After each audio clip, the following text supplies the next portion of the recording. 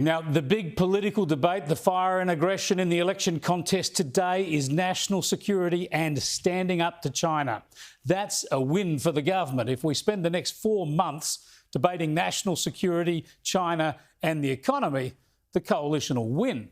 That's why Labor wants to talk about anything else. They want to talk about gender wars, renewable energy, integrity commissions and electric cars. They want to inflame, generate and exaggerate scandals and distractions, anything but the serious debates on national security and economic security. That's just the reality of politics. The media, especially the public broadcasters, but most of the Canberra Press Gallery, they help Labor every day, of course, by focusing on those distractions, by running on their issues and by failing to interrogate Labor, the Greens or the phony Green left independents. That's the game. That's the story of where we are right now and what's going to happen over the next 4 months, which is why Labor is screaming about this reference yesterday to the Manchurian Candidate. The Prime Minister... We got another Manchurian Candidate. I didn't hear it. As you know, the Prime Minister withdrew that remark. It was an over-the-top popular culture reference, but deliberately so, of course. And this has drawn a strident response from esteemed former diplomat Dennis Richardson, a former ambassador to Washington, a head of ASIO, Defence and Foreign Affairs.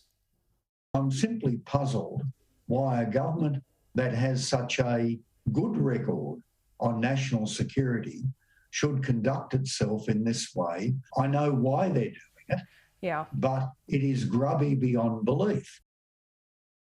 Whoa, Dennis didn't hold back, did he? And it's unsurprising in many ways. Diplomats hate to see partisan debates around foreign policy, especially on issues as vital as our relationship with China. Now, I've got enormous respect for Richardson. I worked with him when I worked for the Foreign Minister. But I think there are some important facts here that demonstrate the government is right to focus on these issues. I mean, Richardson and others agree we need to stand up to China, and they say Labor is publicly committed to that course in a bipartisan way. And that is Labor's stated position, to be sure. But if the truth happens to be that Labor would be a risk on this issue, then it would be irresponsible for the coalition not to point this out. Now, the Manchurian Candidate remark was a rhetorical overreach. That's what often works in politics. You overclaim to cut through. The real point, of course, is more nuanced. Not that China controls Labor, but that Beijing wants Labor to win because Labor might be softer on China. And I'm afraid that that view's incontestable. Why? Well, because for starters, it's what China says. The Chinese propaganda mouthpiece, the Global Times, has published a piece saying as much, written by a hard-left former Australian diplomat. It said Anthony Albanese is no Whitlam, but in comparison to Morrison, he shines. But what's more, of course, every criticism Beijing makes of Australia, the wildly threatening and overblown criticism that's come from China, they've targeted the coalition government's actions. So, of course, they want the government gone. Unsurprisingly, Labor hates anybody pointing this out. We have the leader of a nation wanting to make his country look weaker. That is horrifically irresponsible. It is mind-blowingly dumb. Yeah, and on the ABC, in a news report no less, their chief political reporter editorialised like this. It has the distinct scent of desperation, risking bipartisanship on national security for short-term domestic political advantage. There you go, that's the news. But what about the facts? Don't they matter? Firstly, has Labor ever done China's bidding? Well, yes, it's only 5 years since the Sam Dastyari scandal. A leading Labor senator, a factional power broker no less, was taking money from Chinese interests for his personal finances, and at the same time he joined his Chinese benefactors to publicly echo China's foreign policy arguments on the South China Sea, positions that were at odds with our national policy stance and Labor's. I mean, that's just shameful, surely. And we also know Dastyari warned one of his Chinese confidants to be careful because ASIO could be spying on him. This is incredible. So are we supposed to just forget this? Are Labor, most of the media and senior diplomats and bureaucrats suggesting that either this was not significant or worrying, or that it has no implications for Labor now, or that we should just erase this from the national memory? Does Labor get the eternal sunshine of the spotless political memory? It goes further. China has changed. It is aggressive diplomatically, strategically and economically. Yet Labor luminaries continue to attack the government's strong stand on China and urge a more compliant attitude towards Beijing. Paul Keating, a revered former Labor Prime Minister no less, has argued we should just wave a white flag on the crucial issue of Taiwan. Taiwan is not a vital Australian interest, you know. We have no alliance with Taipei, none. There's no document you can find. We do not recognise it as a sovereign state, right? We are committed to ANZUS for an attack on US forces, but we are not committed under ANZUS to an attack by US forces, which means Australia should not be drawn, in my view, into a military engagement over Taiwan, US-sponsored or otherwise, you know. As Xi Jinping said recently, we'll try and resolve this, you know, harmoniously. That's very clear, and it has to have an impact on the political debate. Yes, Labor says its official policy is the same as the government's, but what Keating says and what Dastyari does, that has an impact. It raises doubts, and it poses the very pertinent question of whether Labor would be weaker in government than it says it will be from opposition. And there's plenty more. Listen to Labor's most recent Foreign Minister, Bob Carr, claim that Australia took a tilt against China.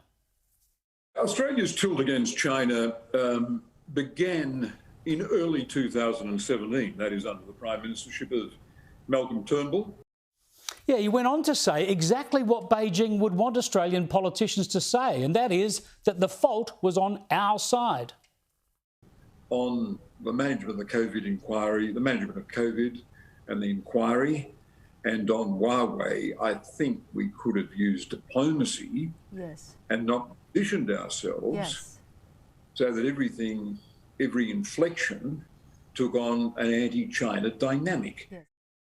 There you go. You see, it's not that China is anti-Australia, apparently. The trouble is that the coalition is anti-China. And another former Prime Minister and Foreign Minister has said similar things. The Australian government, in my own judgment, has not played this particularly well. Sometimes when China has been excessively assertive, the Australian government often responds rhetorically to cater to its own domestic political constituency, as opposed to pursuing what I would describe as a rational, long-term, hard-edged, hard-nosed bilateral strategy towards China. There you have it. Dastyari, Keating, Rudd and Carr. It's pretty clear where the ALP elders are lining up. Then there's Christina Keneally, who would be in control of border security in this country if Labor wins government.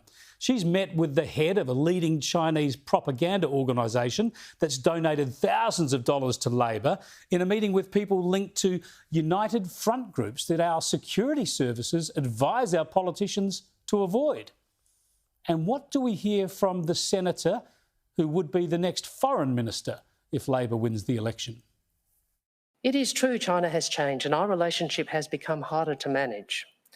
But desperately playing politics on China whenever he is in trouble does nothing to strengthen Mr Morrison's authority with Australians or with Beijing. Does any of this sound bipartisan? You can't pretend to be bipartisan on standing up to China, but attack the government every time it stands up to China. That's a level of hypocrisy voters simply won't tolerate, which is why the opposition leader sought to defend Labor today by quoting the Prime Minister. I thank you and your front bench for support of AUKUS and the government's decision to acquire nuclear-powered submarines. He went on to say, once again, I thank you for the bipartisan approach the opposition has taken in this vital national endeavour. There you go, Anthony Albanese defended by Scott Morrison. There is no doubt that politics is being played, but the politics are not limited to one side of the political aisle. And it's obvious that China policy on the Labor side is not rock solid and incontestable. It's a live debate within Labor ranks. And if a Labor government was not as solid on China as Anthony Albanese and Penny Wong suggest, our nation might pay a very high price. So this debate deserves to be ventilated. Nothing could be more crucial for our national interest than to stress test our national commitment on this core strategic challenge. If Labor pays a political price, that should be the least of Australia's worries.